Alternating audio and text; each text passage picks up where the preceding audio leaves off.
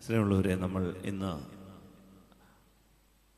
ധ്യാനിക്കാൻ ആഗ്രഹിക്കുന്നത് കർത്താവിൻ്റെ വളരെ പ്രധാനപ്പെട്ടതായ ഒരു ആത്മരക്ഷയുടെ വഴിയെക്കുറിച്ചാണ്. നമുക്കറിയാവുന്നതുപോലെ ദൈവ ആരാധന, ലിറ്റോർജി, ആരാധനാക്രമം.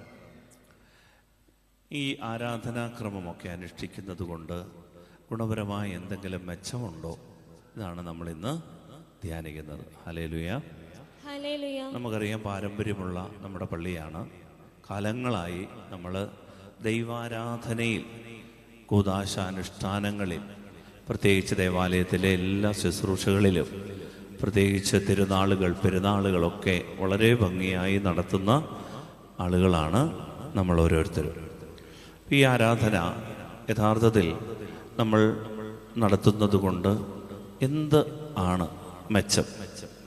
കൂദാശകൾ എന്താണ് യഥാർത്ഥത്തിൽ ലിറ്റോർജി, ആരാധനാക്രമം എന്ന് ബൈബിളിൻ്റെ അടിസ്ഥാനത്തിൽ, തിരുവചനത്തിൻ്റെ അടിസ്ഥാനത്തിൽ സഭ വളരെ വ്യക്തമായി പഠിപ്പിക്കുന്നുണ്ട്.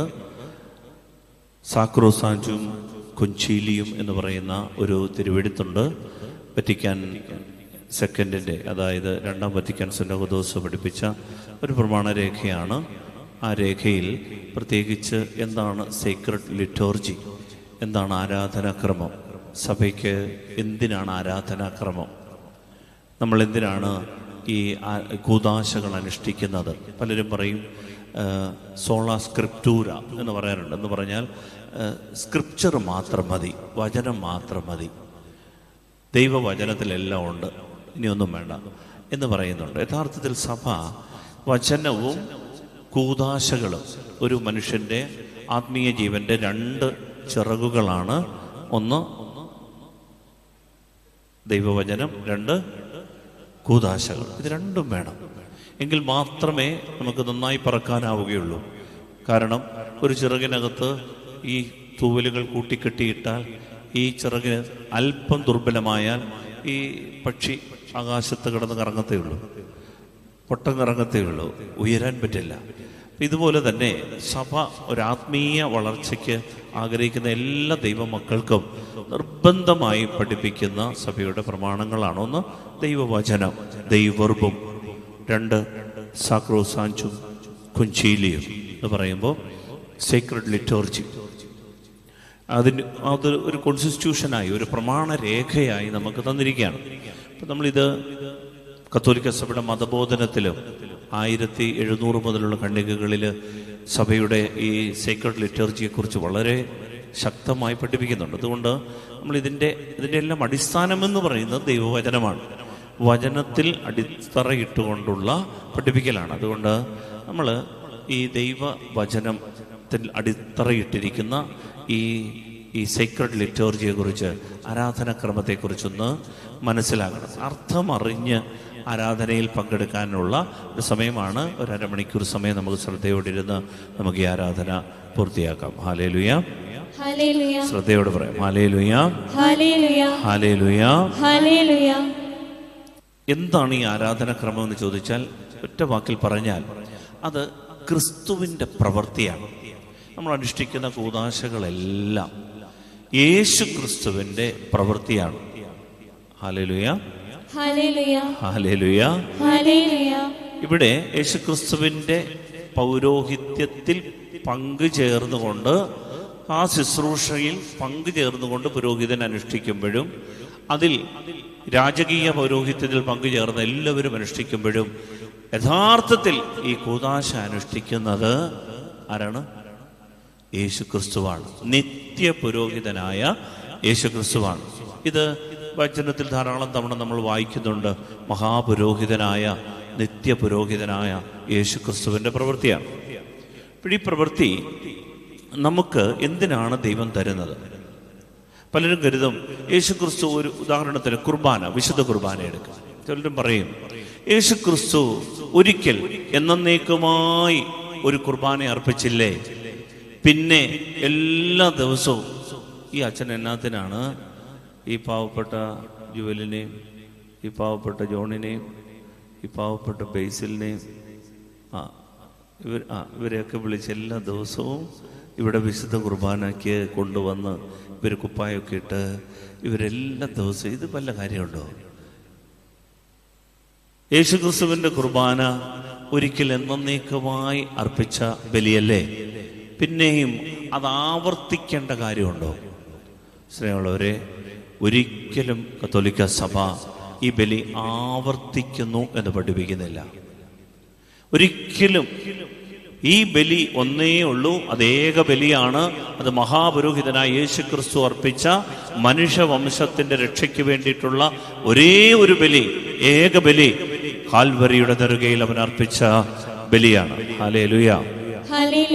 എന്നാൽ ആ ബലി ഇന്ന് എൻ്റെ ജീവിതത്തിൽ ഇവിടെ ഇരിക്കുന്ന ഓരോരുത്തരുടെയും ജീവിതത്തിൽ അത് സന്നിവേശിപ്പിക്കപ്പെടുവാൻ, അത് കൊണ്ടുവരുവാൻ, അതിനാണ് ആ ബലി നമ്മൾ അർപ്പിക്കുന്നത്. എന്ന് പറഞ്ഞാൽ ആ ബലിയുടെ ആഘോഷമാണ് ഇവിടെ നടക്കുക. ആ ബലിയുടെ ആഘോഷം 2000 വർഷങ്ങൾക്ക് മുൻപ് യേശുക്രിസ്തു അർപ്പിച്ച അതേ ബലി, ആ ബലിയുടെ ആഘോഷം ഇന്ന് ഈ ദിവസം ആ ബലിയുടെ മുഴുവൻ കൃപകളും എൻ്റെ ജീവിതത്തിൽ സന്നിവേശിപ്പിക്കുക. ഇതാണ് കൂദാശ എന്ന് പറയുക. അദൃശ്യമായ ദൈവത്തിൻ്റെ ജീവൻ ദൃശ്യമായ അടയാളങ്ങളിലൂടെ ഇവിടെ ഇപ്പോ കൊണ്ടുവരിക, ഇറക്കിക്കൊണ്ടുവരിക. അതാരാ കൊണ്ടുവരുന്നേ? അയ്യോ, ആരാ കൊണ്ടുവരുന്നേ? അത് യേശുക്രിസ്തുവാണ് കൊണ്ടുവരുന്നത്. ഹല്ലേലൂയ. ഇന്നലെയും ഇന്നും എന്നും ഒരാൾ തന്നെ ആ യേശുക്രിസ്തു ഇവിടെ കൊണ്ടുവരുന്ന ബലിയാണ്. അതുകൊണ്ടാണ് അവനിലാണ് ഈ രക്ഷ എന്ന് പറയാ. അവനാണ് ഈ ജീവൻ നമ്മിലേക്ക് സന്നിവേശിപ്പിക്കുന്നത്. പ്രിയപ്പെട്ടവരെ, മനസ്സിലാക്കാൻ വേണ്ടിയിട്ട് ഒരു ചെറിയ ഉദാഹരണം ഞാൻ നിങ്ങളുടെ അടുത്ത് പറയാം. അതായത് ഞാൻ പണ്ടൊരിക്കൽ പറഞ്ഞതായിട്ട് ഓർമ്മയുണ്ട്, എന്നാലും വീണ്ടും ആവർത്തിക്കാം. നമ്മുടെ ഇവിടെ പ്ലാസ്റ്റിക്കിൻ്റെ 2-3 ചെടിയിരിപ്പുണ്ട്, അല്ലേ? പ്ലാസ്റ്റിക് ഒറിജിനലാണോ? അല്ല. ഇത് ഒറിജിനലാണെന്ന് വെക്കുക, ഒറിജിനലാണ് എന്ന് കരുതുക. ഇതിനെന്താണ് പേരിടുന്നത്? പോട്ടെ, കമുക് ആണോ? അല്ല. ഇതൊരു ചെടി. ഈ ചെടി ഇത് ഒറിജിനൽ ചെടിയാണെന്ന് പറയും. ഈ ചെടിക്ക് ജീവനുണ്ടോ? പറ. ഉണ്ട്, ജീവനുണ്ട്. എന്താ തെളിവ്? ഇത് വളരുന്നു. ചെടി വളരുന്നത് കൊണ്ട് നമ്മൾ പറയും ചെടിക്ക് ജീവനുണ്ട്, ചെടിക്ക് ജീവനുണ്ട്. അപ്പോഴാണ് ഈ ചെടിയുടെ ഇടയിൽ നിന്ന് ഒരു പൂച്ച എടുത്ത് ചാടി മേശയിലോട്ട്. പൂച്ചയ്ക്ക് ജീവനുണ്ടോ? ഉണ്ട്. എന്താ തെളിവ്? പൂച്ച വളരുന്നത് മാത്രമല്ല, പൂച്ച ചാടുന്നു, ഓടുന്നു, ചലിക്കുന്നു. ചെടിയുടെ ജീവനാണ് വെജിറ്റബിൾ ലൈഫ്. എന്നാൽ അതിനെ കൂടെ കുറച്ചുകൂടി മെച്ചപ്പെട്ട ജീവനാണ് പൂച്ചയ്ക്കും പട്ടിക്കും ഒക്കെ ഉള്ളത്. അത് കുറെ കൂടെ ചലിക്കുന്നു. മനസ്സിലായോ? ഹല്ലേലൂയ. ക്ഷീണമാണോ? ഹല്ലേലൂയ. അപ്പൊ കുറെ കൂടി ചലിക്കുന്നുണ്ട് പൂച്ചയും പട്ടിയും ഒക്കെ, അല്ലേ? അപ്പൊ അതിന് കുറെ കൂടി ജീവനുണ്ട്. അതിൽ നിന്ന് വ്യത്യസ്തമായ ജീവനാണ് മനുഷ്യനുള്ളത്. എന്താണ് അതിന്റെ പ്രത്യേകത? മനുഷ്യൻ വളരുന്നു, ചലിക്കുന്നു, പിന്നെ ഭക്ഷണം കഴിക്കുന്നു, സംസാരിക്കുന്നു, ചിന്തിക്കുന്നു, ചിരിക്കുന്നു, സ്നേഹിക്കുന്നു. കുറെ കൂടി മെച്ചപ്പെട്ട ജീവൻ. ഈ ചെടിയെക്കാളും കുറച്ചുകൂടെ മെച്ചപ്പെട്ട ആനിമൽ ലൈഫ് ആനിമൽ ലൈഫിനേക്കാളും കുറച്ചുകൂടി ശ്രേഷ്ഠമായ ജീവനാണ് ഹ്യൂമൻ ലൈഫ്. ഇനി ഇതെല്ലാം എന്താണ്? ജീവനാണ്. ജീവന്റെ പല ഘടകങ്ങളാണ്. ജീവന്റെ ഘട്ടം ഘട്ടമായ വളർച്ചയാണ്. ഈ ജീവനാകണമെങ്കിൽ ഇത് മരിക്കരുത്. മരിച്ച പിന്നെ ജീവനല്ലല്ലോ. ജീവനാകുന്നത് എന്തുകൊണ്ടാ? ഇത് മരിക്കാത്തത് കൊണ്ടാണ്. പക്ഷേ നമുക്കറിയാം, ചെടി തീർന്നു, പൂച്ച ചത്തു, മനുഷ്യൻ ചത്തോ? മരിച്ചു. മനുഷ്യൻ മരിച്ചു. എന്നാൽ ഈ ജീവൻ ഈ മരണത്തിനപ്പുറത്തേക്ക് കാലെടുത്തു വെച്ച ഒരൊറ്റ സംഭവമേ ഉള്ളൂ ലോകത്തിൽ നടന്നത്. ലോകത്തിൽ ഇതുവരെ ഒരു മതപുരോഹിതനോ ഒരു പ്രവാചകനോ ഒരു വ്യക്തിയോ, നിങ്ങൾ ചരിത്രം മുഴുവൻ പരിശോധിച്ചിട്ട് ആരെങ്കിലും ഒരാൾ മരിച്ചിട്ട് ജീവിതത്തിലേക്ക് വന്നവരുണ്ട്. മരിച്ചിട്ട് ജീവിതത്തിലേക്ക് വന്നവരുണ്ട്. കർത്താവ് ലാസറിനെ ഉയർപ്പിച്ചു. ലാസർ ജീവിതത്തിലേക്ക് വന്നു. പക്ഷെ പിന്നെയും ലാസർ മരിച്ചു. എന്നാൽ മരണത്തിനപ്പുറത്തേക്ക് ഒരു നിത്യമായ ജീവൻ, ഒരിക്കലും മരിക്കാത്ത ഒരു ജീവൻ, സമൃദ്ധമായ ഒരു ജീവൻ ഉണ്ടെന്ന് ലോകത്തിന് കാണിച്ചു കൊടുത്ത ഒറ്റയാളേ ഉള്ളൂ. അവന്റെ പേരാണ് ജീസസ് ഓഫ് നസറത്ത്. എൻ്റെ പ്രിയപ്പെട്ട കുഞ്ഞുങ്ങളെ, നിങ്ങളിത് മനസ്സിലാക്കണം. നമ്മൾ യേശുവിൽ മാത്രമേ ഉള്ളൂ രക്ഷ എന്ന് പറയാൻ കാര്യം നമ്മൾ മേനി പറയുന്നതല്ല, കേമത്തം പറയുന്നതല്ല. ഇത് പറഞ്ഞതുകൊണ്ട് ഏതാണ്ട് കിട്ടും എന്നുള്ളത് കൊണ്ടോ മറ്റുള്ളവരെക്കാളും വലിയവരാണ് നമ്മളെന്ന് പറഞ്ഞു ഫലിപ്പിക്കാൻ വേണ്ടി പറയുന്നതല്ല. മറിച്ച് ഇതാണ് യാഥാർത്ഥ്യം, ഇതാണ് സത്യം. അതുകൊണ്ടാണ് മറ്റാരിലും രക്ഷയില്ല എന്ന് പത്രോസ് പ്രഖ്യാപിച്ചത്. യേശു ക്രിസ്തുവിൽ മാത്രമേ ഉള്ളൂ. അവനോട് ഒട്ടിച്ചു ചേർക്കപ്പെട്ടാൽ, ഈ മരണത്തിനപ്പുറത്തേക്ക് കാലെടുത്ത് വെച്ച ക്രിസ്തുവിനോട് നീ വിശ്വാസം കൊണ്ട് ഒട്ടിച്ചു ചേർന്ന് നിന്നാൽ നിനക്ക് ജീവൻ, സമൃദ്ധമായ ജീവൻ, നിന്റെ ജീവൻ അവസാനിക്കാത്ത ജീവൻ. ഇതാണ് നമ്മുടെ വിശ്വാസം. ഈ വിശ്വാസം ഹൃദയത്തിൽ ഉറയ്ക്കണം. ഹല്ലേലൂയ, സ്വരമേർത്തി ഹല്ലേലൂയ, ഹല്ലേലൂയ. ക്രിസ്തുവിന്, ഈശോയ്ക്ക് 60 പതിറ്റാണ്ടുകൾക്ക് മുൻപ്, 6 നൂറ്റാണ്ടുകൾക്ക് മുൻപ് ജീവിച്ചിരുന്നതാണ് ബുദ്ധൻ, ശ്രീ ബുദ്ധൻ. അദ്ദേഹത്തിന്റെ കാലത്ത് ഒരു വിധവ, ഏക മകൻ മരിച്ചുപോയി. ഞാനിങ്ങനെ വായിച്ചിട്ടുണ്ട്. അദ്ദേഹത്തിന്റെ കാലത്ത് ഈ വിധവ എന്ന് ശ്രീബുദ്ധനോട് പറഞ്ഞു, ഭഗവാനെ, എൻ്റെ ഏക മകനാണ്, ഞാൻ വിധവയാണ്, എനിക്ക് കുഞ്ഞു മാത്രമേ ഉള്ളൂ, അവനെ ജീവിപ്പിച്ചു തരണം, അവൻ എന്നെ വിട്ടുപോയി, എനിക്ക് താങ്ങാൻ പറ്റുന്നില്ല. അദ്ദേഹം പറഞ്ഞത്രേ, എനിക്ക് മരണത്തെക്കുറിച്ച് വേണമെങ്കിൽ പറഞ്ഞു തരാൻ പറ്റും, എന്താണ് മരണമെന്ന്, എന്താണ് ജീവനെന്ന്. പക്ഷേ ജീവൻ തരാൻ എനിക്ക് കഴിവില്ല. അപ്പോ ഈ സ്ത്രീ നിർബന്ധിച്ച് ആ നിർബന്ധം ഒരു അലട്ടലായപ്പോ, നീ എന്നെ ഒഴിവാക്കാൻ വേണ്ടി പറയുന്ന, നിനക്ക് പറ്റും, നീ ഭഗവാനാണ്, നിനക്ക് ജീവൻ തരാൻ പറ്റും. അങ്ങനെ നിർബന്ധിച്ചപ്പോ ബുദ്ധൻ പറഞ്ഞത്രേ, നിങ്ങൾ കേട്ടിട്ടുണ്ടാകും, ഏതെങ്കിലും ഒരു വീട്ടിൽ ചെന്ന് ഇത്തിരി കടുക് വാങ്ങിച്ചുകൊണ്ട് വരണം. പക്ഷേ ആ വീട്ടിൽ ആരും മരിച്ചിട്ടുണ്ടാവരുത്. അതാണ് കണ്ടീഷൻ. ഇതുവരെയും മരണം നടന്നിട്ടില്ലാത്ത ഒരു വീട്ടിൽ നിന്ന് കടുക് ഇത്തിരി വാങ്ങിക്കൊണ്ടുവരാമോ, ഞാൻ ജീവിപ്പിക്കാമെന്ന് പറഞ്ഞു. ഈ സ്ത്രീ നടന്നത്രേ. പല വീടുകളിലും ചെന്ന് തിരക്കി, ഇത്തിരി കടുക് തരാമല്ലോ. ഇവിടെ ആരെങ്കിലും മരിച്ചിട്ടുണ്ടോ? അപ്പച്ചൻ മരിച്ചു പോയതാ, അമ്മച്ചി മരിച്ചതാ, മാതാപിതാക്കൾ മരിക്കാത്ത, സഹോദരങ്ങൾ മരിക്കാത്ത, കുഞ്ഞുങ്ങൾ മരിക്കാത്ത ഒരു വീടും ഈ ഭൂമിയിലില്ല എന്ന് ഈ സ്ത്രീക്ക് മനസ്സിലായി. അലഞ്ഞ് ഒരുപാട് വീടുകൾ കഴിഞ്ഞിട്ടവൾ തിരികെ വന്നിട്ട്, കഥയാണ് ഇങ്ങനെ, കഥയിൽ എഴുതി വെച്ചിട്ടുണ്ട്. തിരികെ വന്നിട്ട് ബുദ്ധനോട് പറഞ്ഞു, ബുദ്ധ, നീ എന്നെ ഒരു പാഠം പഠിപ്പിച്ചു, മനുഷ്യൻ ജനിച്ചാൽ മരിക്കണം. പക്ഷേ ആ കഥയിൽ ഇങ്ങനെയാണ് പറയാ, ഈ സ്ത്രീ വിട്ടുകൊടുക്കാൻ തയ്യാറായില്ലത്രേ. അവൾ നടന്നു. 60 പതിറ്റാണ്ടുകൾ, 6 നൂറ്റാണ്ടുകൾ അവൾ ഈ മകന്റെ മൃതശരീരവുമായി നടക്കുകയാണെന്നാണ് പറയുന്നത്. നടന്ന് നടന്ന് നടന്ന് നടന്ന് ഈ പുസ്തകത്താളിൽ ഒരു സംഭവം എഴുതിയിട്ടുണ്ട്. നയീം എന്നൊരു പട്ടണത്തിൽ അവൾ എത്തി. ഈ വിധവ ഏക മകനെ അടക്കം ചെയ്യാൻ കൊണ്ടുപോകുക. സകല പ്രതീക്ഷകളും അസ്തമിച്ചു. അവനെ ജീവിപ്പിക്കാൻ ഇനി ആരുമില്ല.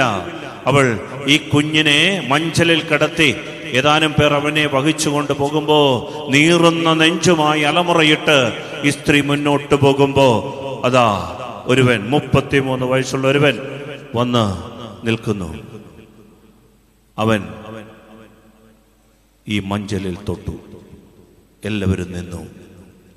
ആ നീറുന്ന നെഞ്ച് കണ്ട്, അലമുറയിടുന്ന ഈ അമ്മയുടെ കണ്ണുനീര് കണ്ടിട്ട് അവൻ മരണത്തെക്കുറിച്ച് പ്രസംഗിച്ചില്ല, ജീവനെക്കുറിച്ച് പ്രഭാഷണം നടത്തിയില്ല. മറിച്ച് ആ യുവാവിന്റെ കൈക്ക് പിടിച്ചിട്ട് പറഞ്ഞു, യുവാവേ എഴുന്നേൽക്ക്. അവന്റെ പേരാണ് ജീസസ് ഓഫ് നസറത്ത്. ഇങ്ങനെ ഈ ഭൂമിയിൽ ജീവന്റെ മേൽ, മരണത്തിന് ശേഷവുമുള്ള ജീവന്റെ മേൽ അധികാരമുള്ള ഒറ്റയാളേ ഉള്ളൂ. അവന്റെ പേരാണ് നസ്രത്തിലെ യേശു. അവിടുത്തെ നാമത്തിന്റെ ശക്തിയാണ് മരിച്ചവരെ ഉയർപ്പിക്കുക. ഹല്ലേലൂയ. സന്തോഷത്തോടെ ഹല്ലേലൂയ. വരുതരുമരുതി ഹല്ലേലൂയ. പ്രിയപ്പെട്ടവരെ, ഈ ജീവൻ പുനരുത്ഥാനത്തിന് ശേഷം ഈ ഭൂമിയിൽ കൊണ്ടുവന്നവനാണ് യേശു. അതുകൊണ്ടാണ് നമ്മൾ അവനോട് ഒട്ടിച്ചു ചേർക്കപ്പെടണമെന്ന് പറയും. അവന്റെ വിലാവിൽ നിന്നൊഴുകുന്ന രക്തത്തോട്, അതാണ് വിശുദ്ധ കുർബാന. അവന്റെ വിലാവിൽ നിന്നൊഴുകുന്ന വെള്ളം, അതാണ് മാമോദീസ. അതിനോട് നമ്മൾ ഒട്ടിച്ചു ചേർക്കപ്പെടണം. ഒട്ടിച്ചു ചേർക്കപ്പെടണം. ഇതാണ് ഈ നിത്യജീവന്റെ കാരണം. ഈ വെജിറ്റബിൾ ലൈഫോ, ഈ ആനിമൽ ലൈഫോ, ഈ ഹ്യൂമൻ ലൈഫോ അല്ല ഇതുകൊണ്ട് തീരുന്നതല്ല ജീവൻ. ഇത് സമൃദ്ധമായ ഒരു ജീവനിലേക്ക് ഒരു പരിണാമമുണ്ട്. അതാണ് യേശുക്രിസ്തുവിന്റെ ഉയർപ്പ്. ആ ശരീരത്തിന് വസ്ത്രം വേണ്ടായിരുന്നു. അവനെ ചുറ്റിയിരുന്ന വസ്ത്രം ചുരുട്ടി കല്ലറയിൽ വെച്ചിരുന്നു. ആ ശരീരത്തിന് അടച്ചിട്ടിരുന്ന മുറികളിൽ പ്രവേശിക്കാൻ പറ്റുമായിരുന്നു. അങ്ങനെ ഒരു ശരീരം, തേജസ്കരിക്കപ്പെട്ട ശരീരം, ഉദ്ധിത ശരീരം, എന്റെയും നിങ്ങളുടെയും ശരീരം ആയിത്തീരാനുള്ളത് ഈ തേജസ്സുള്ള ശരീരമായി മാറാനുള്ളതാ. അതുകൊണ്ട് അവിശ്വാസ പ്രമാണത്തിൽ നമ്മൾ പറയുന്നത്, ശരീരത്തിന്റെ ഉയർപ്പിലും ഞങ്ങൾ വിശ്വസിക്കുന്നു. ഹല്ലേലൂയ. ഉറക്കെ ഒന്ന് പറഞ്ഞേ, ഹല്ലേലൂയ. ശരീരം ഉയർപ്പിക്കപ്പെടും, പുനരുദ്ധരിക്കപ്പെടും. യേശു ക്രിസ്തുവിൽ വിശ്വസിക്കുന്നവൻ അവനോടൊപ്പം ഉയർപ്പിക്കപ്പെടും. പ്രിയപ്പെട്ടവരെ, ഈ ജീവൻ നമുക്കുണ്ടാകാൻ വേണ്ടി ഈ ലോകത്ത് ജീവിക്കുമ്പോൾ ദൈവമായ കർത്താവ് ഈ ജീവൻ എല്ലാ ദിവസവും നമ്മിലേക്ക് തരാൻ വേണ്ടിയാണ് പരിശുദ്ധ കൂദാശകൾ സ്ഥാപിച്ചത്. ഈ കൂദാശകളിലുള്ള നമ്മളുടെ ഭാഗഭാഗിത്വത്തിന്റെ പേരാണ് ആരാധനാക്രമം, ലിറ്റർജി. കാരണം യേശുക്രിസ്തു തന്റെ കുരിശുമരണത്തിലൂടെ നമ്മളെ എല്ലാം ആലിംഗനം ചെയ്തിട്ട് പിതാവായ ദൈവത്തിനൊരു ആരാധനയായി ഉയർത്തുകയാണ്. പിതാവേ, ഇതാ എൻ്റെ അനുസരണം, കുരിശോളമുള്ള എൻ്റെ അനുസരണം ഇതാ ഞാൻ നിനക്ക് തരുന്നു. ഈ ജനത്തെ മുഴുവൻ, മനുഷ്യവംശത്തെ മുഴുവൻ കെട്ടിപ്പിടിച്ചുകൊണ്ട് ദൈവം നടത്തുന്ന ആരാധന, യേശുക്രിസ്തുവിന്റെ ആരാധന. അതാണ് യഥാർത്ഥത്തിൽ കുർബാന. Hallelujah, hallelujah. പ്രിയപ്പെട്ടവരെ, നമുക്കറിയാം ഈ ആരാധന നമ്മൾ വന്ന് സംബന്ധിക്കുമ്പോൾ ഇത് ഫലപ്രദമാകണം, ഫലദായകത്വം ചൂടണം എന്ന് പറഞ്ഞാൽ നമ്മൾ വെറുതെ ഒരു കുർബാനയെ സംബന്ധിച്ചിട്ട് ഒരു അനുഗ്രഹമില്ല. പലരും പറയുന്നത് കേട്ടിട്ടുണ്ട്, ഞാൻ എത്ര കുർബാനയെ കണ്ട, ഞാൻ എത്ര കുർബാന സമർപ്പിച്ചതാ, എന്തുമാത്രം കുർബാന ചൊല്ലിച്ചതാ, ഒരു ഗതിയില്ലല്ലോ അച്ഛാ. ഞാൻ എത്ര ധ്യാനം കൂടി, ആ ധ്യാന കേന്ദ്രത്തിലൊക്കെ എന്തുമാത്രം കുർബാനകൾ ചൊല്ലി, എന്നിട്ടും ഒരു ഒരു ഒരു ഒരു ഒരു മെച്ചമില്ലല്ലോ, ഒരു സമാധാനം. പിന്നെ അതേ അവസ്ഥ. എന്താ ചെയ്ത്? ഉള്ള വിശ്വാസം കൂടെ പോയെന്നാച്ചാ തോന്നുന്നത്. എന്നാലും പണ്ട് തൊട്ടേ ശീലിച്ചതുകൊണ്ട് പിന്നെയും പള്ളി വരിക. എന്താ ചെയ്ത്? പ്രിയപ്പെട്ടവർ ശ്രദ്ധിക്കണേ, ഇവിടെ സഭ നമ്മെ പഠിപ്പിക്കുന്ന ഒരു പ്രധാനപ്പെട്ട കാര്യമാണ് നമ്മൾ മനസ്സിലാക്കാൻ പോകുന്നത്. സഭ പഠിപ്പിക്കുന്ന പ്രധാനപ്പെട്ട കാര്യം, അതായത് രണ്ടാം വത്തിക്കാൻ സുനഹദോസ് വഴി നമ്മെ പഠിപ്പിക്കുകയാണ് കാര്യമാണ് നമ്മൾ മനസ്സിലാക്കാൻ പോകുന്നത്. സഭ പഠിപ്പിക്കുന്ന പ്രധാനപ്പെട്ട കാര്യം, അതായത് അതിന് ഒന്നാമത് എഴുതിയിരിക്കുന്നത് മനസ്സിനെ അവയുടെ സ്വരത്തോട് അനുരൂപപ്പെടുത്തുക. അവയുടെ സ്വരമെന്ന് പറഞ്ഞാൽ ശ്രദ്ധിച്ച് കേൾക്കണേ, ലിറ്റർജിക്ക് ഒരു സ്വരമുണ്ട്, ആരാധനാക്രമത്തിന് ഒരു സ്വരമുണ്ട്. അതുകൊണ്ടാണ് ഞാൻ ഈ ഗായക സംഘത്തോട് പറയും, കഴിയുന്നത്ര നമ്മൾ എക്സ്ട്രാ പാട്ടുകളൊന്നും നമ്മൾ ഈ ലിറ്റർജിക്ക് ആഡ് ചെയ്യേണ്ട, ആരാധനാക്രമത്തിലെ പാട്ടുകൾ മതി. കാരണം ഈ ലിറ്റർജിക്ക് ഒരു സ്വരമുണ്ട്, ഇതിന് ഒരു ശ്രുതിയുണ്ട്, ഇതിനൊരു താളമുണ്ട്. ഈ താളം ഇത് ഈ ലിറ്റർജിയുടെ ആരാധനാക്രമത്തിന്റെ അന്തസത്ത പങ്കുവെക്കുന്നതാണ്. ഒരു പാട്ടുണ്ടായി ഒരാഴ്ച കൊണ്ട് തീരുന്ന പാട്ടുകളുണ്ട്, ഒറ്റ ആഴ്ചയിൽ കൂടുതൽ ലൈഫില്ലാത്തൊരു പാട്ടുകളുണ്ട്. ആ പാട്ടുകളൊക്കെ പാടിയാൽ നമുക്കൊരു അനുഭവമാകുന്നില്ല എന്നുള്ളത് സത്യമാണ്. അത് കേട്ടു തീർന്നു. പക്ഷേ ആരാധനാക്രമത്തിലെ പാട്ടുകൾക്ക് ഒരു ജീവനുണ്ട് എന്ന് പറയാൻ കാര്യം, ഈ ആരാധനയുടെ ഏറ്റവും ശുദ്ധമായ നിയോഗം. ശ്രദ്ധിച്ച് കേൾക്കണേ, ഞാനിപ്പോൾ സംസാരിക്കുന്നത് ഈ കൂദാശകളിൽ വിശുദ്ധ കുർബാനയെക്കുറിച്ചാണ്. ആരാധന എന്ന് പറയുമ്പോൾ ഏറ്റവും വലിയ ആരാധന ക്രിസ്തുവിൻ്റെ ഏക ബലിയാണ്.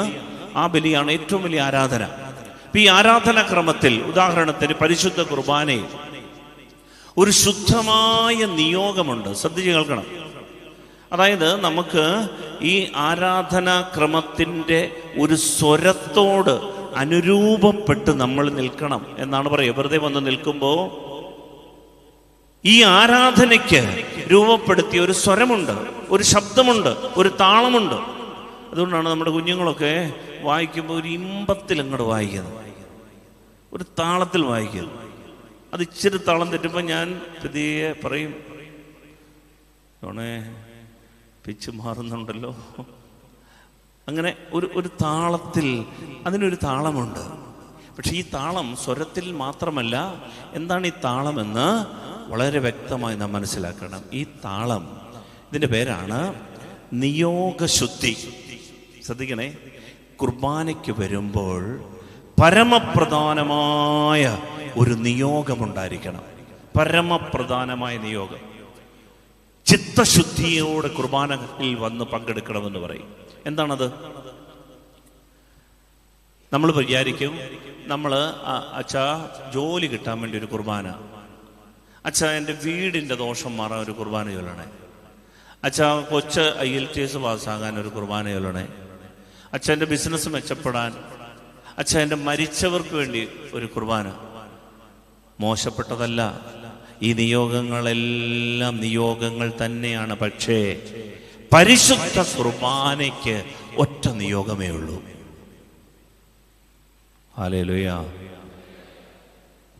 പരിശുദ്ധ കുർബാനയ്ക്ക് എൻ്റെ പ്രിയപ്പെട്ടവരെ ഒരു നിയോഗമേ ഉള്ളൂ, ശുദ്ധമായ നിയോഗം. അതെന്താണെന്നറിയാമോ? ആ നിയോഗമാണ് ഈ കുരിശിൻ്റെ ചുവട്ടിൽ നിൽക്കുന്ന യോഹന്നാനും അമ്മയ്ക്കുമുള്ള ഒരു നിയോഗം. യോഹന്നാൻ 19:25 മുതൽ വായിച്ചു. യേശുവിന്റെ കുരിശിനരികെ അവന്റെ അമ്മയും അമ്മയുടെ സഹോദരിയും ക്ലോപ്പാസിന്റെ ഭാര്യ മറിയവും മഗ്ദലന മറിയവും നിൽക്കുന്നുണ്ടായിരുന്നു. യേശു തൻ്റെ അമ്മയും താൻ സ്നേഹിച്ച ശിഷ്യനും അടുത്തു നിൽക്കുന്നത് കണ്ട് അമ്മയോട് പറഞ്ഞു, സ്ത്രീയെ, ഇതാ നിന്റെ മകൻ. അനന്തരം അവൻ ആ ശിഷ്യനോട് പറഞ്ഞു, ഇതാ നിന്റെ അമ്മ. Hallelujah, hallelujah. ഈ കുരിശിന്റെ ചുവട്ടിൽ നിൽക്കുന്ന ഈ അമ്മയ്ക്കും ഈ സ്ത്രീകൾക്കും ഈ യോഹന്നാൻ ശ്ലീഹായ്ക്കും ഏത് നിയോഗമായിരുന്നു ഉണ്ടായിരുന്നത്? പ്രിയപ്പെട്ടവരെ, ഈ കുരിശുമരണം കാണുമ്പോൾ അവർക്കുണ്ടായിരുന്നൊരു വികാരമുണ്ട്. ഈ കുരിശുമരണം മാത്രമല്ല, ഇതിനുശേഷമുള്ള അടക്കം, അതിനുശേഷം ഈ രാത്രി മുഴുവൻ ഇവർ വേദനയോടെ ഈ കുരിശുമരണത്തെ ധ്യാനിച്ചത്. പ്രിയപ്പെട്ടവരെ, ഈ കുർബാന എന്ന് പറയുന്നത് കുരിശുമരണം മാത്രമല്ല, അതിനുശേഷമുള്ള ഖബറടക്കമുണ്ട്, അതിനുശേഷമുള്ള ഉയിർപ്പുണ്ട്, അതിനുശേഷമുള്ള സ്വർഗാരോഹണമുണ്ട്, പിന്നീടുള്ള പെന്തക്കൊസ്ത ഉണ്ട്. ഇതെല്ലാം കൂടെ ചേർന്നാണ് കുർബാന. ഈ സംഭവങ്ങളിൽ ഈ ആളുകൾക്ക് ഉണ്ടായിരുന്നൊരു നിയോഗമുണ്ട്. അവർക്ക് ജോലി കിട്ടുന്നതിനെ കുറിച്ചോ മരിച്ചവരെ ഉയർപ്പിക്കുന്നതിനെ കുറിച്ചൊന്നുമല്ല, മറിച്ച് ഒരു ഹൃദയ ബന്ധം. ഈ കുരിശുമരണം കാണുമ്പോൾ ഒരു പ്രത്യേകതരം വികാരം. ഇതിൻ്റെ പേരാണ് ശുദ്ധമായ നിയോഗം. കുർബാനയിൽ സംബന്ധിക്കുമ്പോൾ നമ്മുടെ മനസ്സിൽ ഇങ്ങനെ ഒരു നിയോഗം, എൻ്റെ കർത്താവിൻ്റെ കുരിശുമരണം, മാനവരക്ഷയ്ക്ക് വേണ്ടിയിട്ടുള്ള അവൻ്റെ സഹനം, അവൻ്റെ വേദന, ഈ മരണത്തിൽ അവരനുഭവിച്ച ഒരു വലിയ ദുഃഖം, പ്രിയപ്പെട്ടവരെ, ഒടുവിൽ അവൻ്റെ ഉത്ഥാനം, അവൻ സ്വർഗത്തിലേക്ക് കയറിയിട്ട് അവൻ്റെ ജീവനെ, സമൃദ്ധമായ ജീവനെ, പരിശുദ്ധാത്മാവിനെ നമ്മിലേക്ക് അയച്ച പെന്തക്കോസ്ത, ഇതിനെയൊക്കെ അനുഭവിച്ചുകൊണ്ടുള്ള ഒരു പ്രത്യേക അവസ്ഥ. ഇതാണ് ലിറ്റർജിയുടെ സ്വരമെന്ന് പറയും. ഇതാണ് ആരാധനാക്രമത്തിന്റെ സ്വരം.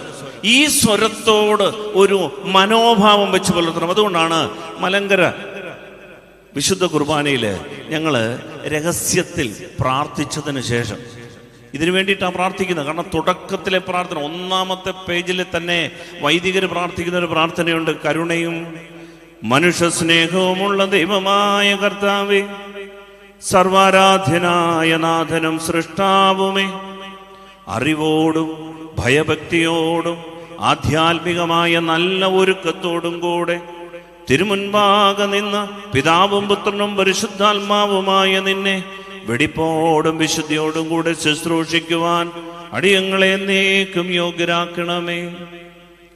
അങ്ങനെ ഒരു പ്രാർത്ഥനയുണ്ട്. എന്ന് പറഞ്ഞാൽ ആത്മീയമായ നല്ല ഒരുക്കത്തോടെ, അറിവോടെ, ഭയഭക്തിയോടെ, പല വിചാരത്തോടല്ല, ഈ മനോഭാവം തുടക്കത്തിലെ പറഞ്ഞ പിതാവിനും പുത്രനും പരിശുദ്ധാത്മാവിനും സ്തുതി എന്ന് പ്രാർത്ഥിച്ചു കഴിഞ്ഞ ആദ്യത്തെ പ്രാർത്ഥന ഇതാ: ദൈവമേ, ഉണർവുള്ള ഒരു ഹൃദയം തരണേ, ഒരുക്കമുള്ളൊരു ഹൃദയം തരണേ. അതാണ് ഈ മനോഭാവം, വളരെ പ്രധാനപ്പെട്ട ഒരുക്കമുള്ളൊരു മനോഭാവം. അതിനുശേഷം സാഷ്ടാംഗ പ്രണാമം ചെയ്തുകൊണ്ട് ഈ വൈദികര് ഈ ബലിപീഠത്തിൽ നിന്നുകൊണ്ട് മുട്ടുമേൽ നിന്ന് വീണ് കിടന്ന് പ്രാർത്ഥിക്കുന്ന ഒരു പ്രാർത്ഥനയുണ്ട്. കർത്താവേ, ഈ ആത്മീയ ശുശ്രൂഷയ്ക്ക് ഞാൻ അയോഗ്യനാണ്. കരുണാപൂർവം എന്നെ നീ വിളിച്ചു. ഈ അതിവിശുദ്ധ സ്ഥലത്ത് പ്രവേശിക്കുവാൻ ഔദാര്യപൂർവം എന്നെ നീ ധൈര്യപ്പെടുത്തി. നിന്റെ ബലിപീഠത്തിന്റെ മുൻപിൽ സ്വാതന്ത്ര്യത്തോടെ നിന്നോട് സംഭാഷണം ചെയ്യുവാൻ എന്നെ നീ സ്നേഹപൂർവം ശക്തനാക്കി. എന്നിട്ട് പറയാണ്, നിന്റെ പരിശുദ്ധാത്മാവിൻ്റെ കൃപ തന്ന് എൻ്റെ ബോധത്തിൻ്റെ നിഗൂഢ നയനങ്ങളെ നീ പ്രകാശിപ്പിക്കണമേ കർത്താവേ. പ്രിയപ്പെട്ടവർ, ഇത് വളരെ കോൺഷ്യസ് ആയിട്ടുള്ള ഒരു പ്രവൃത്തിയാണ്. പല വിചാരം ഈ ശുശ്രൂഷയിലുണ്ടായാൽ സമഗ്രമായ ഫലമുണ്ടാവില്ല. ഇത് വളരെ ശ്രദ്ധയോടെ നൽകി. ഈ സമയത്ത് നമ്മുടെ ചിന്ത വളരെ പാളിപ്പോവാൻ സാധ്യതയുള്ള, കാരണം ഈ ദൈവീക ജീവൻ ക്രിസ്തുവിനോട് ഒട്ടിച്ചേർക്കപ്പെടാതെ ഈ ജീവന്റെ സമൃദ്ധി നമുക്കുണ്ടാവില്ല. അതുകൊണ്ടാണ് പലരും വന്ന് പറയാം, എത്ര കുർബാന കണ്ടിട്ടും ഒരു മെച്ചമില്ലല്ലോ, ആത്മീയമായ ഒരു ഉണർവുണ്ടാകുന്നില്ലല്ലോ, കൂടാതെ അങ്ങ് ബോറിങ്ങാ. നമ്മുടെ കുഞ്ഞുങ്ങള് പലവരും ആ സമയത്തൊക്കെ വെളിയിലൊക്കെ ഇറങ്ങിപ്പോയി കിട്ടുന്ന സമയം കൊണ്ട് മൊബൈലൊക്കെ വിടില്ലെന്ന് തോന്നുന്നു ഒക്കെ നോക്കിയിട്ട് വരുന്നതെന്ന് പറയുന്നത്. ഒരു ഫോൺ വന്നു കഴിഞ്ഞാൽ എടുത്തുകൊണ്ട് നമ്മൾ വെളിച്ചാടുന്നതിന് കാര്യം എന്താ? എടാ, ഈ സമൃദ്ധമായ ജീവനെ കുറിച്ച് സജീവമായ ഒരു ബോധം നമുക്കില്ല. അതിനേക്കാളും മെച്ചപ്പെട്ട ഈ വെജിറ്റബിൾ ലൈഫ്, ഈ ആനിമൽ ലൈഫ്, തേക്കലിറച്ചി, ഈ ഹ്യൂമൻ ലൈഫ് ആരാണ്ട് വിളിച്ചു. ഇതിനപ്പുറത്തേക്ക് എൻ്റെ പ്രിയപ്പെട്ടവരെ ഒരു ഉത്ഥാനത്തിൻ്റെ ഒരു സ്പർശനം, അതാണ് കൂദാശകൾ നമുക്ക് തരുന്നത്. അതിനെക്കുറിച്ച് നമുക്ക് ബോധമില്ലാതെ പോകുമ്പോൾ, അതിനെക്കുറിച്ച് സചേതനമായ സജീവമായ അതിനെക്കുറിച്ച് ഫലദായകമായ ഒരു അവയർനെസ് നമുക്കുണ്ടാകുന്നില്ലെങ്കിൽ സമൃദ്ധമായ ജീവൻ സമഗ്രമായി കിട്ടില്ല. അതുകൊണ്ടാണ് സഭ വളരെ വ്യക്തമായിട്ട് പറഞ്ഞത്. ഞങ്ങൾ പ്രാർത്ഥിക്കുകയാണ്, കർത്താവേ, നിന്റെ പരിശുദ്ധാത്മാവിൻ്റെ കൃപയാൽ എൻ്റെ ബോധത്തിൻ്റെ നിഗൂഢ നയനങ്ങളെ പ്രകാശിപ്പിക്കണമേ അപ്പാ. എന്നിട്ട് പറയാണ്, കടങ്ങളുടെയും പാപങ്ങളുടെയും ഭാരമുള്ള ചുമട് എന്നിൽ നിന്ന് എടുത്തു മാറ്റണമേ. അങ്ങനെ വെടിപ്പോട് നിഷ്കളങ്കതയോടും കൂടെ നിന്നെ ശുശ്രൂഷിക്കുവാൻ, നിന്നെ നിന്റെ ഏകജാതനെ പരിശുദ്ധാത്മാവിനെ സ്തുതിക്കുവാൻ എന്നെ യോഗ്യനാക്കണമേ എന്ന് സാഷ്ടാംഗം കുമ്പിട്ട് പ്രാർത്ഥിച്ചിട്ടാണ് എഴുന്നേക്കുന്നത്. എഴുന്നേറ്റിട്ട് ശ്രദ്ധിക്കണേ, കാസ പീലാസ കയ്യിലെടുത്തിട്ട് ആദ്യമേ പ്രാർത്ഥിക്കുന്ന പ്രാർത്ഥന എന്താണെന്നറിയാമോ? ഈ ശുദ്ധമായ നിയോഗത്തെക്കുറിച്ച്. അത് കഴിഞ്ഞിട്ടേ നിങ്ങൾ എഴുതി വിൽസച്ചാൻ വഴി കൊടുത്തിരിക്കുന്ന നിയോഗം ഞാൻ വായിക്കത്തുള്ളൂ. എൻ്റെ വ്യക്തിപരമായ നിയോഗം, എൻ്റെ അപ്പൻ മരിച്ച, അമ്മ മരിച്ച, അവരെക്കുറിച്ചുള്ള ഓർമ്മയാണെങ്കിൽ പോലും അവരെ ഞാൻ ഓർക്കുന്നത് ഈ കാസ പീലാസ എടുത്തുകൊണ്ട് അവരെ ഞാൻ ഓർക്കുന്നത്. എൻ്റെ പ്രിയപ്പെട്ടവരെ, ഈ ശുദ്ധമായ നിയോഗം, ആ നിയോഗ പ്രാർത്ഥന നമ്മളൊന്ന് വായിച്ചു കേൾക്കണം. അതിനകത്ത് എഴുതിയിരിക്കുന്നത് ഇങ്ങനെയാണ്. പൊതുവായിട്ടുള്ള അനുസ്മരണയ്ക്ക് മുമ്പായിട്ട് എഴുതിയിരിക്കുന്നത്, ഹൂഫോയോകൾ അഥവാ കബലാന മാറ്റി എന്ന് പറഞ്ഞാൽ കാസായുടെ മേലുള്ള ഈ ചുമന്ന തുണി, അതാണ് ഹൂഫോയോ. അതെടുത്ത് മാറ്റി അത് കാസായുടെ വടക്ക് വശത്തും പീലാസായുടേത് തെക്ക് വശത്തും വെച്ചുകൊണ്ട് കൈകളിൽ വിശുദ്ധ കുർബാന എടുത്തുകൊണ്ട് ആദ്യമേ പ്രാർത്ഥിക്കുന്ന പ്രാർത്ഥന എന്തെന്നറിയാമോ? താ ആ കുരിശിന്റെ ചുവട്ടിൽ നിന്ന അവരുടെ മനസ്സ കേൾക്കണം. ലോകം മുഴുവന്റെയും പാപപരിഹാരത്തിനും രക്ഷയ്ക്കും വേണ്ടി പിതാവിന് സ്വീകാര്യ ബലിയായി സ്വയം അർപ്പിച്ച നിർമ്മല കുഞ്ഞാടായ മിശിഹാ തമ്പുരാനെ, നിനക്ക് പ്രീതികരവും ഞങ്ങൾക്ക് വേണ്ടിയുള്ള നിന്റെ ബലിയർപ്പണത്തിന് അനുരൂപവുമായ ജീവനുള്ള ബലിയായി സ്വയം സമർപ്പിക്കുവാൻ ഞങ്ങളെ യോഗ്യരാക്കണമേ. ഇത് കഴിഞ്ഞിട്ടാണ് കർത്താവേ ഞങ്ങളുടെ പ്രാർത്ഥന ആവശ്യപ്പെട്ടിട്ടുള്ള എല്ലാവരെയും, ആ കൂട്ടത്തിൽ എൻ്റെ മാതാവിനെ, പിതാവിനെ, ഉറ്റവരായ പരേതരെ, ബന്ധമുള്ള എല്ലാവരെ, ബലഹീനനായി എന്നോട് പ്രാർത്ഥന ആവശ്യപ്പെട്ടിട്ടുള്ളവരെ, പാപിയായ ഞാൻ അർപ്പിക്കുന്ന ഈ കുർബാനയിൽ അവരുടെ പേരുകൾ നീ അറിയുന്നുണ്ടല്ലോ, അവരെല്ലാം ആശ്വസിപ്പിക്കണമേ, അനുസ്മരിക്കണമേ. കർത്താവേ, നീ കുർബാനയാണ്, കുർബാന നിനക്ക് അർപ്പിക്കപ്പെടുന്നു. ബലഹീനനായ ഇന്നാൾക്ക് വേണ്ടി, അല്ലെ മരിച്ച ആളിന് വേണ്ടി, ഈ കുർബാന നിയോഗം തന്ന ആളിന് വേണ്ടി എൻ്റെ കൈകളിൽ നിന്ന് ഈ കുർബാന സ്വീകരിക്കണമേ എന്ന് 3 തവണ പ്രാർത്ഥിക്കുന്നതൊക്കെ ആദ്യത്തെ ഈ പ്രാർത്ഥന കഴിഞ്ഞിട്ട്. എന്ന് വെച്ചാൽ എന്താണെന്നറിയാമോ എൻ്റെ പ്രിയപ്പെട്ടവരെ? നമുക്കൊറ്റ കുർബാനയുള്ളൂ, നമുക്കൊരൊറ്റ കുർബാനയുള്ളൂ. മരിച്ചവർക്കുള്ള കുർബാനയും ബർത്ത്ഡേ കുർബാനയും കല്യാണ കുർബാനയും എല്ലാം കുർബാനകളാണെങ്കിലും സഭ നമ്മെ പഠിപ്പിക്കുന്നത്, കർത്താവ് നമ്മളെ പഠിപ്പിക്കുന്ന ഒറ്റ കുർബാനയുള്ളൂ. ആ കുർബാന അതാണ് ശുദ്ധമായ നിയോഗമർപ്പിച്ചുകൊണ്ടുള്ള കുർബാന. ആ കുർബാനയിൽ ഇങ്ങനെയാണ് പ്രാർത്ഥിക്കുന്നത്: ലോകം മുഴുവൻ്റെ പാപപരിഹാരത്തിനായി, ആ കുരിശിലേക്ക് നോക്കുക, ലോകം മുഴുവൻ്റെ പാപപരിഹാരത്തിനായി, രക്ഷയ്ക്കായി പിതാവിന് സ്വീകാര്യ ബലിയായി സ്വയം സമർപ്പിച്ച ദിവ്യ കുഞ്ഞാടായ മിശിഹായെ. ഫിലിപ്പിയർക്ക് എഴുതിയ ലേഖനം 3-ാം അധ്യായം 7 മുതൽ 11 വരെയുള്ള വാക്യങ്ങളാണിത്. വായിക്കണം. ഫിലിപ്പിയർ 3-ാം അധ്യായം 7 മുതൽ 11 വരെ ഉറക്കെ വായിക്കാം. ഇവയെല്ലാം ക്രിസ്തുവിനെ പ്രതി നഷ്ടമായി ഞാൻ കണക്കാക്കി. ഫിലിപ്പിയർക്ക് എഴുതിയ ലേഖനം 2-ാം അധ്യായം 3 മുതൽ 11 വരെ. 7 മുതൽ 11 വരെ. തന്നെ തന്നെ ശുദ്ധനാക്കിക്കൊണ്ട് ശൂന്യനാക്കിക്കൊണ്ട് ദാസന്റെ രൂപം സ്വീകരിച്ച് മനുഷ്യരുടെ സാദൃശ്യത്തിൽ ആയിത്തീർന്ന് ആകൃതിയിൽ മനുഷ്യനെ പോലെ കാണപ്പെട്ടു. തന്നെ തന്നെ ശൂന്യനാക്കിക്കൊണ്ട് യേശുക്രിസ്തു മനുഷ്യനായി. പ്രിയപ്പെട്ടവരെ, ഇതാണ് അവന്റെ ശുദ്ധമായ നിയോഗം. ദൈവമായിരുന്നിട്ടും അവൻ മനുഷ്യനായി തന്നെ തന്നെ താഴ്ത്തി. ഈ അനുസരണം വായിക്കാം. മരണം വരെ, അതെ കുരിശുമരണം വരെ അനുസരണമുള്ളവനായി തന്നെ തന്നെ താഴ്ത്തി. ഈ അനുസരണം, ഇതാണ് ദൈവത്തിന് ഏറ്റവും പ്രീതികരമായ ബലി. ഒരു കുർബാന അർപ്പിക്കാൻ വരുമ്പോൾ നമ്മുടെ മനസ്സിലുണ്ടാകേണ്ട ഒന്നാമത്തെ ചിന്ത അനുസരണം. എൻ്റെ പിതാവിന് ഈശോ കൊടുത്ത ഒരു അനുസരണമുണ്ട്. മരണം വരെ, കുരിശു മരണം വരെ തന്നെ തന്നെ അനുസരണമുള്ളവനായി താഴ്ത്തി. ഇതാണ് കുർബാനയുടെ ശുദ്ധമായ നിയോഗം.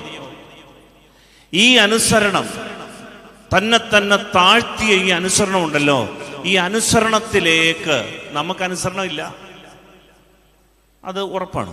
ജീവിച്ചിട്ട് നമ്മൾ മനുഷ്യരാണ്, അനുസരണക്കേടിൻ്റെ മക്കളാണ്. പക്ഷേ ഈ ദൈവപുത്രൻ അനുസരണമുണ്ട്. അതാണ് ഈ കുർബാന.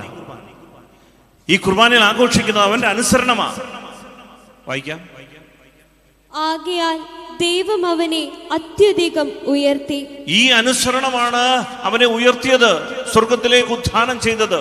എന്നിട്ട് എല്ലാ നാമങ്ങൾക്കും ഉപരിയായ നാമം നൽകുകയും ചെയ്തു.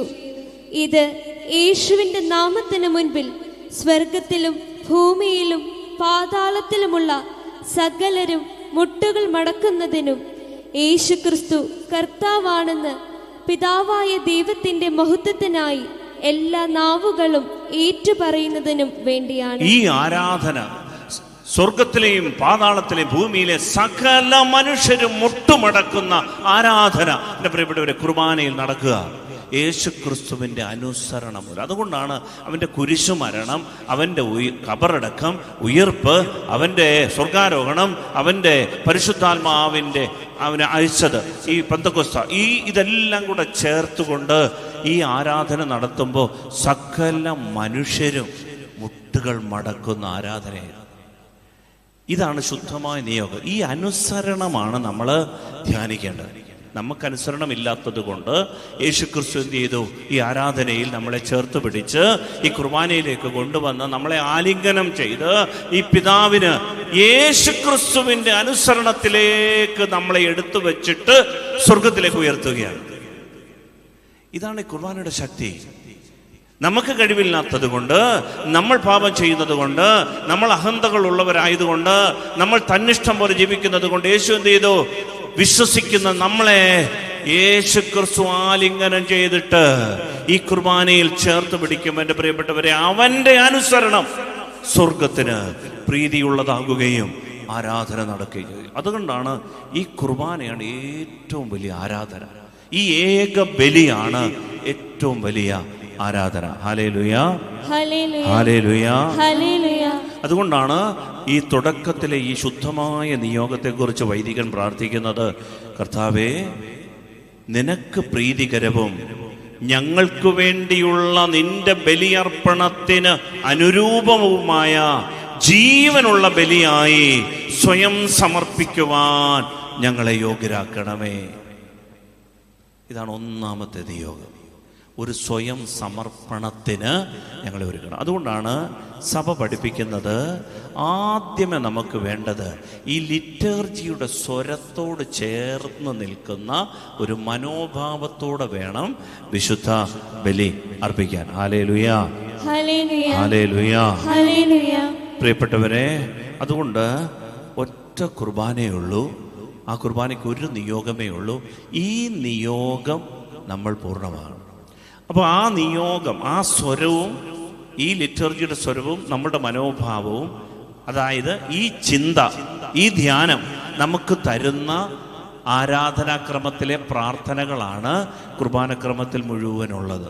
അതുകൊണ്ടാണ് നമ്മൾ ഇടയ്ക്ക് വേറൊരു പോപ്പും റാപ്പും ഒന്നും പാടി ബഹളം ഉണ്ടാക്കുക. നമ്മൾക്കൊരു താളം, ഒരു ലിറ്റോർജിക്കൽ ഒരു റിതമുണ്ട്. ഈ ശുദ്ധമായ നിയോഗത്തെ ധ്യാനിക്കുന്ന ഒരു റിതമാണത്. അതുകൊണ്ടാണ് അത് കൈമോശം വന്നിട്ട് ബാക്കി എന്തെല്ലാം നിയോഗം പ്രാർത്ഥിച്ചുകൊണ്ടിരുന്നാലും സമഗ്രമായ ഫലമുണ്ടാവില്ല എന്ന് പറയും. മനസ്സിലായവർ പറ ഹല്ലേലൂയ, സ്നേഹത്തോടെ ഹല്ലേലൂയ. അതുകൊണ്ടാണ് ഈ ശുദ്ധമായ നിയോഗത്തിന് ചേർന്ന ഒരു സ്വരം നമുക്കുണ്ടാകണം. അതാണ് ലിറ്റോർജിക്കൽ, അതുകൊണ്ട് ആരാധന, അത് ഉച്ചത്തിൽ പാടി. അതുകൊണ്ടാണ് ബൈബിൾ ഇതിനകത്ത് പറയുന്നത് ഈ ആരാധനാക്രമത്തിൽ ഇത് കോൺഷ്യസ് ആയിരിക്കണം, ആക്റ്റീവായിരിക്കണം, അത് ഫ്രൂട്ട്ഫുൾ ആയിരിക്കണം, സചേതനമായിരിക്കണം, സജീവമായിരിക്കണം, സഫലമായിരിക്കണം. ഈ സമഗ്രമായ ഫലദായകത്വം ഉണ്ടാകാൻ വേണ്ടി ഈ ജനം വന്നു നിൽക്കുന്ന ദൈവത്തിൻ്റെ മക്കൾ, വൈദികൻ ഉൾപ്പെടെ, സചേതനം എന്ന് പറഞ്ഞാൽ കോൺഷ്യസ്, ശ്രദ്ധ. ഇടയ്ക്കിടയ്ക്ക് നമ്മൾ പറയും ബാറക്കുമോർ കർത്താവിനോട് അല്ല, ബാറക്കുമോർ ഭയഭക്തിയോട് നാം സൂക്ഷിക്കണം. പേഴ്സല്ല, ബാറക്കുമോർ ഭയഭക്തിയോട് നാം സൂക്ഷിക്കണം. കർത്താവേ കരുണ തോന്നി ഞങ്ങളെ സഹായിക്കണമേ. ഈ സൂക്ഷിക്കണം, ശ്രദ്ധിക്കണം. ബാറക്കുമോർ എന്ന വാക്കിൻ്റെ അർത്ഥം തന്നെ ശ്രദ്ധയോടെ, അത് കൂടെ പറയണം. ശ്രദ്ധിക്കണേ കുർബാനെ, കാരണം നമ്മൾ മനുഷ്യരാണ്. അതുകൊണ്ടാണ് ഇതൊരു നാടകം കണക്കെ അവതരിപ്പിക്കരുത്. മറയൊക്കെ ഇങ്ങനെ ഇടുക. എന്താണ് മറ? താബോറിന്റെ നെറുകയിൽ ഒരു മേഘം വന്നവരെ മറച്ചു. അപ്പോ ആളുകൾ ഇതൊക്കെ നമ്മുടെ ശ്രദ്ധയെ കൊണ്ടുവരാൻ വേണ്ടിയിട്ടാണ്. ഞാനിവിടേക്ക് വരുമ്പോൾ, വൈദികൻ ഇങ്ങോട്ട് വരുമ്പോൾ, ശുശ്രൂഷകരോട് കൂടെ വരുമ്പോൾ ഇവർ വന്നിങ്ങനെ റെഡിയായിട്ട് നമുക്ക് വൈദികൻ വന്നിട്ട് ഇതാ ഇങ്ങനെ. അപ്പോൾ അതിൻ്റെ അർത്ഥം ഇങ്ങനെ ചോദിച്ചോളേ, പ്രാർത്ഥിച്ചോണേ എന്ന് പറഞ്ഞിട്ട് പോകരുത്. അല്ല, ലിറ്റർജിക്ക് ഒരു സ്വരമുണ്ട്, ആരാധനാക്രമത്തിന് രീതിയുണ്ട്. നമ്മുടെ ഈ സചേതനമാക്കാൻ വേണ്ടി, ചൈതന്യവത്താക്കാൻ വേണ്ടിയിട്ടാണ്. വീണ്ടും അത് സചേതനവും സജീവവുമാണ്. അവരൊക്കെ അങ്ങോട്ട് പ്രാർത്ഥിക്കട്ടെ, ഞാൻ കേട്ടോണ്ട് നിൽക്കാം. അങ്ങനല്ല, സ്വരമുയർത്തി. എനിക്ക് വളരെ സന്തോഷം. ചിലരൊക്കെ ഞാൻ പറയുന്നതിന് മുൻപ് തന്നെ മറുപടിയൊക്കെ പറഞ്ഞുകൊണ്ട് ആമീനൊക്കെ പറഞ്ഞു, വളരെ ശക്തമായ ഉച്ചത്തിൽ. ആരും കേൾക്കുന്നൊന്നൊരു വിഷയമല്ല. കാരണം അവര് ഈ ഒരു ശുദ്ധമായ നിയോഗത്തോട് ലയിക്കാൻ കഴിവുള്ളവരാ. അവരെല്ലാം മറന്നിട്ട് വേറെ ഒരു ലോകത്തേക്ക് വരുന്നു. വീട്ടിലെ ലോകമല്ല, ദേശുദ്ധ നിയോഗം, അതിലേക്ക് വരുന്നു. അതൊരു വലിയ ഒരു അനുഗ്രഹം, ഒരു ബ്ലെസ്സിങ് ആണ്. ചിലരൊക്കെ ആ കാഴ്ചകളൊക്കെ കണ്ടുകൊണ്ട് വിശുദ്ധ ബലിയിൽ സംബന്ധിക്കുന്നതൊക്കെ എന്നോട് പറയാറുണ്ട്. ഞാൻ മാലാഖമാരുടെ ഒരു വ്യൂഹത്തെ കണ്ടത് എപ്പോഴല്ല, ചില സമയങ്ങളിലൊക്കെ അത് കാണുന്നുണ്ട്. പ്രിയപ്പെട്ടവരെ, അങ്ങനെയൊക്കെയുള്ള കാഴ്ചകൾ കണ്ടുകൊണ്ട് ബലിയർപ്പിക്കുന്നത്, അതാണ് ഈ സമൃദ്ധമായ ജീവനിലേക്കുള്ള പ്രവേശനം കിട്ടുന്ന ആളുകൾ. എല്ലാവർക്കും അങ്ങനെ കിട്ടണമെന്നില്ല, പക്ഷേ ഒരു ട്രാൻസെൻഡ് നേച്ചർ ഉണ്ടാകും. നമ്മുടെ മനസ്സിനെ അതീന്ദ്രിയമായ ഒരു തലത്തിലേക്ക് ഉയർത്താൻ, ഈ സമൃദ്ധമായ ജീവനിലേക്ക്, നിത്യജീവനിലേക്ക് ഉയർത്താൻ ഈ കൂദാശയ്ക്ക് കഴിവുണ്ട്. കാരണം ഇത് അദൃശ്യമായ കൃപ അവരെ നമ്മിൽ ദൃശ്യവൽക്കരിക്കാൻ സഹായിക്കും.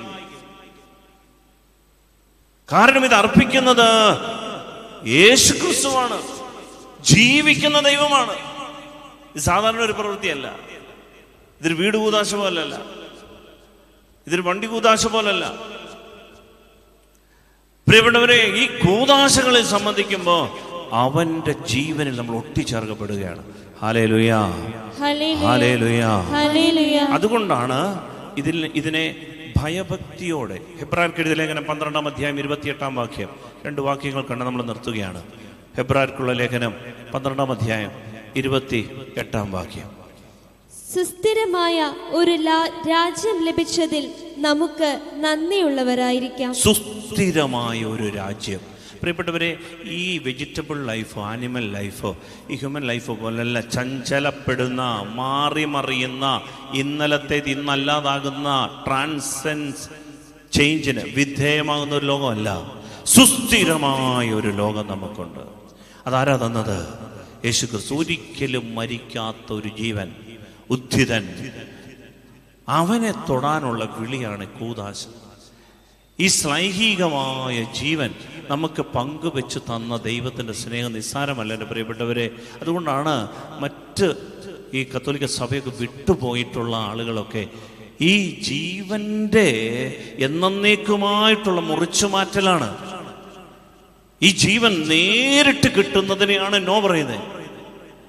സുസ്ഥിരമായ ഒരു രാജ്യം ലഭിച്ചതിൽ നമുക്ക് നന്ദിയുള്ളവരാകാം. എന്നിട്ട് അടുത്ത വചനം, അങ്ങനെ ദൈവത്തിന് സ്വീകാര്യമായ ആരാധന ഭയഭക്ത്യാദരങ്ങളോടെ സമർപ്പിക്കാം. എങ്ങനെ സമർപ്പിക്കാം? ഭയഭക്ത്യാദരങ്ങളോടെ എന്ന് പറഞ്ഞാൽ ഓ ആൻഡ് വണ്ടർ. ഇത് ദൈവത്തിൻ്റെ മുൻപിലാണ്. നിങ്ങൾക്ക് പള്ളിയിൽ വരുമ്പോഴൊക്കെ ഞാൻ ശ്രദ്ധിച്ചിട്ടുണ്ട്, പലരും വന്ന് ഒന്ന് മുട്ടുകുത്തി അല്പനേരം ദൈവസാന്നിധ്യം ഒന്ന് സെൻസ് ചെയ്തിട്ട് പിന്നെ സാരിയെ നോക്കത്തുള്ളൂ, പിന്നെ ആരാ വന്നിരിക്കുന്നത് നോക്കത്തു. ഇത് ദൈവസാന്നിധ്യം. പലപ്പോഴും പള്ളിയിൽ വന്നിട്ട് നമ്മളിങ്ങനെ കാര്യമൊക്കെ പറഞ്ഞ് രാവിലെ തൊട്ടേ കാര്യം പറിച്ചിട്ട് തീരത്തുമില്ല, എന്നും കാര്യമാണ്. ബൈബിൾ പറയുന്നത് ദൈവത്തിൻ്റെ ഈ രാജ്യം ലഭിച്ചതിൽ നന്ദിയുള്ളവരായിട്ട് ദൈവത്തിന് സ്വീകാര്യമായ ആരാധന ഭയഭക്ത്യാദരങ്ങളോടെ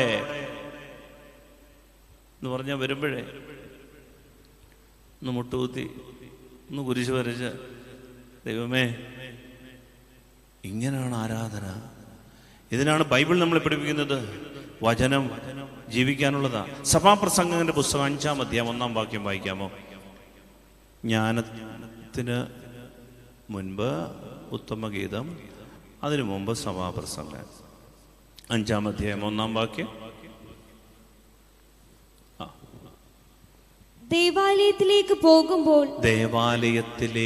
പോകുമ്പോൾ സൂക്ഷ്മതയുള്ളവനായിരിക്കുക. എന്താ ഉള്ളവനായിരിക്കണം? സൂക്ഷ്മത. പ്രിയപ്പെട്ടവരെ, വണ്ടി ഇടിക്കും ഒരു സൂക്ഷ്മതയുണ്ട്. നമ്മൾ വാങ്ങിക്കുന്ന ഭക്ഷണത്തിൽ വിഷാംശമുണ്ടോ, വില കുറഞ്ഞോ കൂടിയോ, സൂക്ഷ്മതയുണ്ട്. എല്ലാ കാര്യത്തിലും സൂക്ഷ്മതയുണ്ട്. നമുക്ക് ഇട്ടിരിക്കുന്ന അല്ലേ പലിശ എത്ര സൂക്ഷ്മത, എന്നാ സൂക്ഷ്മത. നമ്മൾ കാശ് എണ്ണി കൊടുക്കുമ്പോൾ എന്ത് സൂക്ഷ്മത, ഒരെണ്ണം കൂടാൻ പാടില്ല, ഇതൊരു സൂക്ഷ്മതയാ. പക്ഷേ ദേവാലയത്തിലേക്ക് പോകുമ്പോൾ സൂക്ഷ്മതയുള്ളവനായിരിക്കുക. ചെരുപ്പ് സൂക്ഷിക്കാനല്ല പറയുന്നത് എന്ന് പറഞ്ഞ ശ്രദ്ധ. അടുത്ത വചനം, ശ്രദ്ധിച്ചു കേൾക്കാൻ അടുത്തു ചെല്ലുന്നതാണ് വിഡ്ഢിയുടെ ബലിയർപ്പണത്തേക്കാൾ ഉത്തമം. ശ്രദ്ധിച്ചു കേൾക്കാൻ അടുത്ത് ചെല്ലുന്നതാണ് ബൈബിൾ വചനമാണ്. പ്രിയപ്പെട്ടവരെ, ഇവിടെ നടക്കുന്ന ഈ ശുശ്രൂഷ, ഇതൊക്കെ കേൾക്കാൻ ദേവാലയത്തോട് ബലിപീഠത്തോട് അടുത്ത് ചെല്ലുന്നതാണ് വിഡ്ഢിയുടെ ബലിയർപ്പണത്തേക്കാൾ ഉത്തമം എന്ന് പറഞ്ഞാൽ. അടുത്ത് ചെല്ലാത്തവരെ ബൈബിൾ വിളിക്കുന്ന പേരാണ് പോഴന്മാർ. അവർ വന്ന് ബലിയർപ്പിച്ചിട്ട് പോകും, കാര്യമില്ല. മറിച്ച് ഒരു ശ്രദ്ധ, ഒരു സൂക്ഷ്മത. നമ്മൾ ഈ ആരാധനയിലൊക്കെ ഒരു എരിവ്. ഇങ്ങനെ നിങ്ങൾ ഈ ബലിയിലൊന്ന് സംബന്ധിച്ച് കൂദാശകളിൽ സംബന്ധിക്കാൻ ഒരു താല്പര്യം കാണിച്ച് എൻ്റെ പ്രിയപ്പെട്ടവരെ സംബന്ധിക്കുന്നത് സഫലമാകും. ഈ ജീവൻ നമ്മുടെ ജീവിതത്തിൽ സഫലമാകും. വേറൊന്നും വേണ്ടതേ, സമൃദ്ധമായി ജീവൻ അനുഭവിക്കാൻ തുടങ്ങും. പിടിച്ചാൽ കിട്ടാത്ത ഒരു ആനന്ദം, ഒരു സമാധാനം. ഈ ജീവൻ, അതാണ് അടച്ചിട്ടിരുന്ന മുറിയിൽ കയറാൻ പറ്റുന്ന ഉദ്ധിതൻ. പ്രകാശപൂരിതമായ ശരീരം കാണുമ്പോൾ തന്നെ സമാധാനം, പ്രത്യക്ഷപ്പെടുമ്പോൾ തന്നെ ആളുകളിൽ സമാധാനം. അങ്ങനെയൊക്കെ ഒരു അവസ്ഥയിലേക്ക് നമ്മൾ ഉയരാൻ, ഈ ജീവൻ, സമൃദ്ധമായ ജീവൻ നമുക്ക് കിട്ടണം. Hallelujah, hallelujah. അതുകൊണ്ടാണ് സൂക്ഷ്മത നമുക്ക് വേണം ആരാധനയിൽ. വീണ്ടും റോമർക്ക് എഴുതിയ ലേഖനം സങ്കീർത്തനം 29 2 വാക്യം വായിക്കാവോ? സങ്കീർത്തനം 29:2.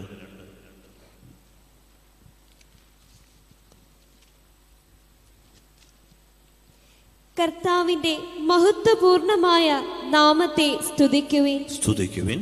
വിശുദ്ധ വസ്ത്രങ്ങൾ അണിഞ്ഞ് അവിടുത്തെ ആരാധിക്കുവിൻ. ഞാൻ ഇങ്ങനെ ഒരു കാപ്പൊക്കെ ഇങ്ങനെ ഇട്ടുകൊണ്ട് വരുമ്പോൾ 2 പേര് ചോദിച്ചു, അച്ഛാ എന്താ എല്ലാ ദിവസവും ഇങ്ങനെ കാപ്പ, ഓരോരോ വെറൈറ്റി കളർ കാപ്പ. എൻ്റെ പ്രിയപ്പെട്ടവരെ, അത്രയും ഡ്രസ്സുകളൊന്നും എൻ്റെ പേഴ്സണൽ കാര്യത്തിൽ എനിക്കില്ല. പക്ഷേ കർത്താവിൻ്റെ കാര്യത്തിൽ വിശുദ്ധ വസ്ത്രങ്ങൾ അണിഞ്ഞ് ദൈവത്തെ ആരാധിക്കും. എൻ്റെ ഒരു വിശ്വാസം ഇതാണ്, നമ്മൾ കർത്താവിനെ ബഹുമാനിക്കണം. ഞാൻ ബിലിസ്ജാനോട് പറയും, ശുശ്രൂഷനെ ഇവിടെ എല്ലാം ഒരു ചെറിയ പൊടി പോലുമില്ല, വൃത്തിയായിട്ട് ഭംഗിയായിട്ട് അവർ നന്നായിട്ട് ചെയ്യുന്നുണ്ട്. നമ്മൾ തോന്നുന്ന പോലെ നമ്മുടെ പല കാര്യങ്ങൾക്കൊന്നായിട്ട് ദേവാലയത്തെ കാണരുത്. ദേവാലയം വൃത്തിയാക്കുന്ന കാര്യത്തിൽ എൻ്റെ പ്രിയപ്പെട്ടവരെ, വിശുദ്ധ വസ്ത്രങ്ങൾ അണിഞ്ഞ് കർത്താവിനെ ആരാധിക്കണമെന്ന് ദൈവത്തിൻ്റെ ആഗ്രഹമാണ്. ഈശോ പെസഹ അനുഷ്ഠിക്കുമ്പോൾ പറഞ്ഞത് എന്താണെന്നറിയാമോ? ശിഷ്യന്മാരോട്, നിങ്ങൾ എതിരെ കാണുന്ന ഗ്രാമത്തിലേക്ക് പോകുവേൻ, അവിടെ ഒരു കുടം വെള്ളം ചുമന്നുകൊണ്ടൊരു മനുഷ്യൻ നിങ്ങൾക്കെതിരെ വരും. അവനോട് പറയണം, എൻ്റെ ഗുരുവിന് ശിഷ്യരോടൊത്ത് പെസഹ അനുഷ്ഠിക്കാൻ സ്ഥലം കാണിച്ചു തരാൻ.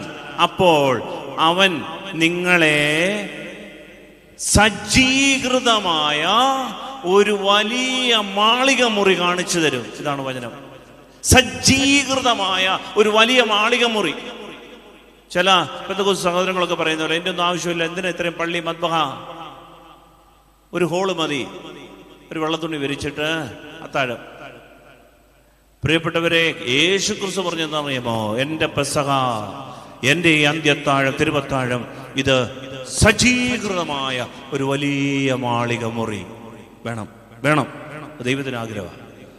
അവിടെ വിശുദ്ധ വസ്ത്രങ്ങൾ അണിഞ്ഞ് അവിടെ ദൈവ ആരാധന ഉയരണം, ദൈവത്തെ ആരാധിക്കണം, അവിടെ ദൈവത്തിന്റെ സ്തുതികൾ ഉയരണം, ദൈവത്തിന് മഹത്വം കൊടുക്കണം. ദൈവത്തെ മാനിക്കുന്നവനെ ദൈവവും മാനിക്കും. ഹല്ലേലൂയ. നമ്മൾ ദൈവത്തെ ആരാധിക്കാൻ, മാനിക്കാൻ, ആദരിക്കാൻ തയ്യാറായ ദൈവവും നമ്മളെ മാനിക്കും. Hallelujah, hallelujah.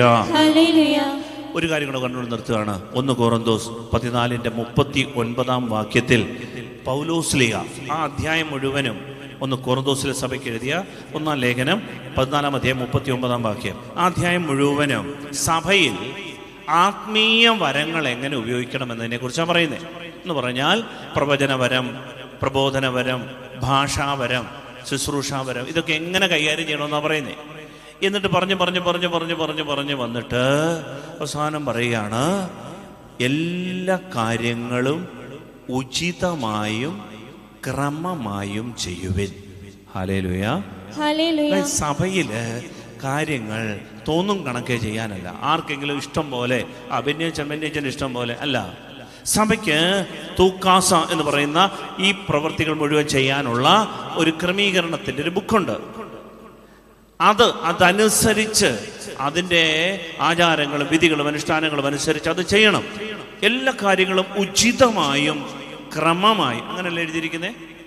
വായിച്ച് ആകയാൽ അവസാനത്തെ വാക്യം, എല്ലാ കാര്യങ്ങളും ഉചിതമായും ക്രമമായും ചെയ്യുവിൻ. ഉചിതമായും ക്രമമായും ചെയ്യണം. പ്രിയപ്പെട്ടവരെ, അതുകൊണ്ടാണ് ഈ ആരാധന സമഗ്രമായ ഫലപ്രാപ്തി ഉണ്ടാക്കാൻ അതിന് ഇതിനൊരു സ്വരമുണ്ട്. ഈ സ്വരത്തോട് ചേർന്ന രീതിയിലായിരിക്കണം നമ്മളുടെ ശ്രദ്ധ. അത് സചേതനവും സജീവവും ഫലദായകത്വം അണിയുന്നതുമാകണം.